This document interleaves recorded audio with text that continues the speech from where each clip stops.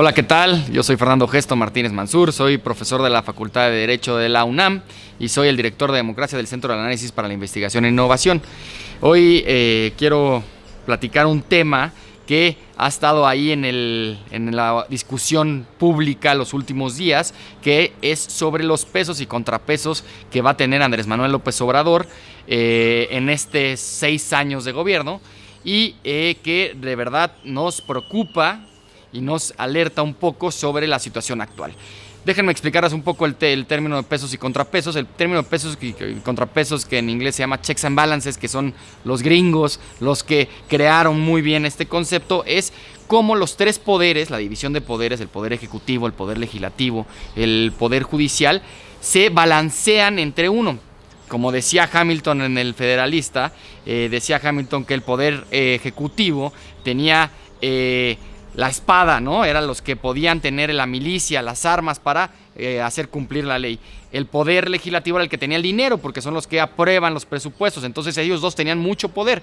Pero existía un tercer poder, que es el tercer poder, el poder judicial, que como que parecía que no tenía nada, pero a la vez sí lo tuvo, y era el control de la Constitución. Era que el poder judicial era el balance entre los dos, entre el poder ejecutivo y el poder legislativo. Entonces el poder judicial siempre ha sido, desde aquella sentencia en Estados Unidos de Marbury versus Madison, los que limitan al poder legislativo, los que limitan al poder ejecutivo de no hacer barbaridades y de no ir en contra de la Constitución. Entonces, en México estamos pasando un tema de pesos y contrapesos. Supongamos, con los resultados electorales del 1 de julio pasado, tenemos que Andrés Manuel López Obrador, además de haber ganado por una inmensa mayoría el poder ejecutivo, tiene también el Congreso de la Unión.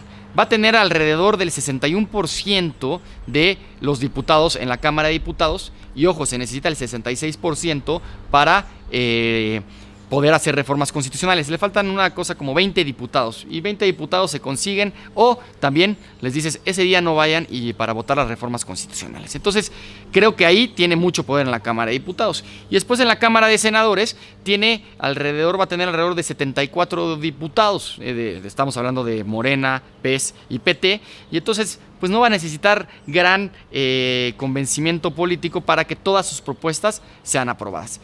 Nos acordamos que para hacer una reforma constitucional se necesita las 2/3 partes de los diputados y de los senadores presentes.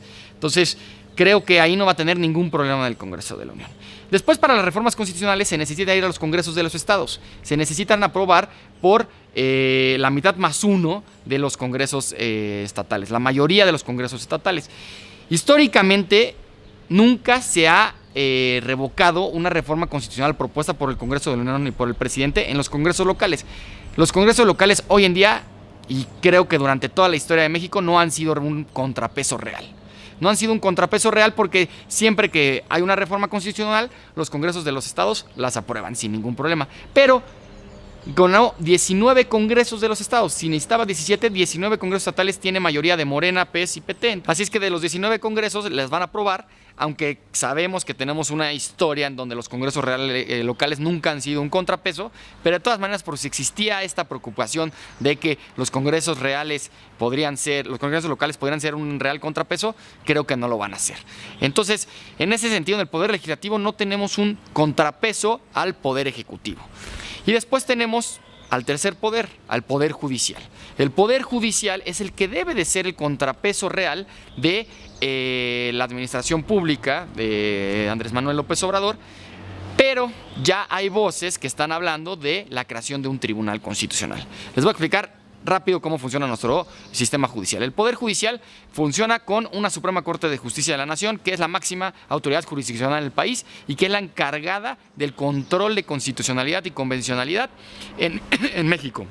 Entonces, cuando existe una ley que tilda de inconstitucional, la Suprema Corte es la única que puede desechar esa ley, que la puede quitar esa ley del ordenamiento jurídico. Es la única que la puede declarar de manera inconstitucional, de manera general. Todos los demás tribunales lo pueden declarar al caso concreto. ¿Sí? El tribunal electoral, los tribunales colegiados pueden decir, en este caso no aplico esta ley porque es inconstitucional, y será la Suprema Corte la que tenga el control abstracto, se dice así, los abogados somos medio complicados, pero es el control abstracto de la Constitución. Es el único que puede decir, quito esta ley por ser inconstitucional. Entonces, ahora se está hablando del Tribunal Constitucional, de decir, le voy a quitar esa facultad a la Corte y voy a crear un tribunal autónomo fuera del Poder Judicial que solamente se encargue de hablar o de decidir sobre la constitucionalidad de los actos del gobierno, ya sea del Poder Legislativo o del Poder Ejecutivo. Este Tribunal Constitucional sería una nueva creación, tendrías que elegir nuevos magistrados, nuevos ministros, y entonces yo veo aquí un cierto peligro. ¿Por qué? Porque estos ministros, estos magistrados que se formarían el Tribunal Constitucional, ¿quién los nombraría? Serían a propuesta del presidente y los aprobaría la Cámara de Senadores, en su caso, como los ministros. Entonces, ¿habrá un contrapeso ahí? No habrá un contrapeso.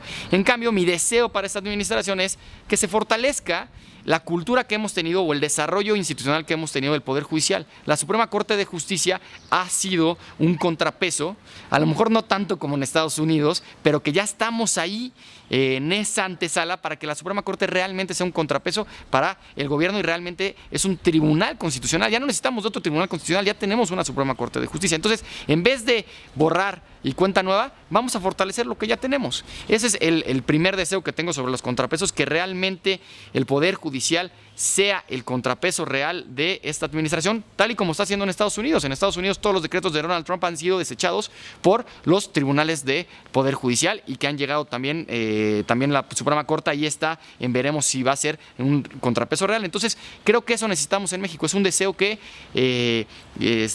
tengo para la próxima administración, que no debilitemos al Poder Judicial, sino que lo fortalezcamos. Y el segundo deseo sobre el federalismo. Tenemos una historia de una cultura del federalismo. Nosotros somos una república federal. ¿Qué quiere decir eso? Que tenemos entidades federativas que son autónomas y que tienen ciertas facultades que solamente ellos y que no se puede meter la federación. Y ahora con estos nombramientos de los coordinadores estatales que van a ser unos figuras muy poderosas en las entidades federativas, estamos como que ahí jugando con el federalismo. ¿Por qué? Estamos poniendo en riesgo. ¿Por qué? Porque existen los gobernadores. Los gobernadores son los titulares del Poder Ejecutivo que han sido electos por el voto popular. Ellos son legítimos, son legales, y si le pones una figura tan poderosa como el coordinador estatal, pues creo que vas a mermar un poco este federalismo que de por sí nos ha costado muchísimo trabajo, porque acordémonos de nuestras clases de historia, nosotros nacemos de una colonia, de un virreinato, en donde siempre había un poder central. Y cuando nos volvimos independientes dijimos, de la noche a la mañana queremos ser federalistas, y le copiamos gran parte a Estados Unidos y a Francia sobre el sistema federal. Y entonces nuestro federalismo, podríamos decir que ha sido a base de guerras, a base de sangre. Es un federalismo artificial, nos ha costado muchísimo trabajo construirlo. Y tenemos el peligro de que regresemos a un centralismo y a un poder impresionante del Poder Ejecutivo. Entonces creo que también el federalismo es un contrapeso natural que debemos de fortalecer para que no regresemos a lo que ya avanzamos. Hoy en día ya avanzamos en el federalismo, muchos, desde el federalismo electoral, el federalismo fiscal, el federalismo de poderes ejecutivos fuertes. Entonces creo que lo que tenemos que hacer es sí fijarnos mucho en el trabajo de los gobernadores, en el trabajo del Poder Ejecutivo local, sí tener transparencia, pero no inmiscuirnos en las cuestiones y las facultades que le toca a los estados. Ahí el federalismo tiene que ser un contrapeso natural, y en vez de debilitarlo, tenemos que otra vez fortalecerlo. Sigamos por el mismo camino. Tenemos que hacer muchas cosas, pero no podemos echar freno de mano y dar vuelta en U a nuestra historia y a nuestra cultura que tenemos ya, cultura política que tenemos desde hace muchos años. Muchas gracias.